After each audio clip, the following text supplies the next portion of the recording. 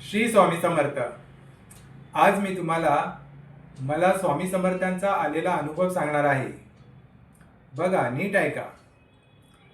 कोरोनाची second wave असताना आमच्या घरामध्ये सर्वांना कोरोना झाला. 12 माणसं होती. मला झाला नाही, म्हणजे 11 माणसांना कोरोना झाला. पण कोरोना व्हायच्या 1 वीक आधी, 1 हफ्त्या आधी स्वामींनी मला सांगितलं, काळजी करू नको, सर्व ठीक होईल, मसूर खायला दे. तेव्हापासून कोरोना व्हायच्या 1 वीक आधी मला माहीत नव्हतं की कोरोना होणार आहे घरामध्ये सर्वांना. मी स्वामींनी सांगितल्यापासून स्वप्न नव्हतं. मी उठण्याच्या स्थितीत होतो. सकाळी 7 ते 8च्या दरम्यान स्वामींचे शब्द माझ्या कानावर पडले आणि मी तड करून उठलो. मी विचार केला, स्वामींनी मला असं का सांगितलं? काळजी करू नको, सर्व ठीक होईल, मसूर खायला दे. मी 1 वीक ह्याच विचारात होतो की कोणाला मसूर खायला द्यायची आहे, कोणाबद्दल स्वामी मला सांगत आहेत. 1 वीक नंतर हळूहळू सर्वजण आजारी पडायला लागले. मोठी माणसं, लहान मुलं सर्व आजारी पडायला लागलं. तेव्हा माझ्या लक्षात आलं की स्वामी म्हणाले होते, काळजी करू नको, सर्व ठीक होईल.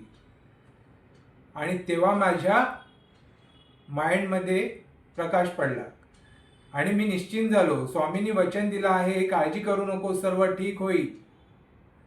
तर ते मी माइंडमध्ये सेट केलं की मला काळजी करायची गरज नाही. स्वामींनी सांगितलं आहे ना, सर्व ठीक होणार आहे, मग काळजी कशाला? माझ्या फादर इन लॉचे 90% लंग्स डॅमेज झाले कोरोनामुळे. पण तरीसुद्धा आजही ते आहेत. म्हणजे हा स्वामींचा चमत्कारच. आणि स्वामींनी मला सांगणं हा तर सर्वात मोठा चमत्कार.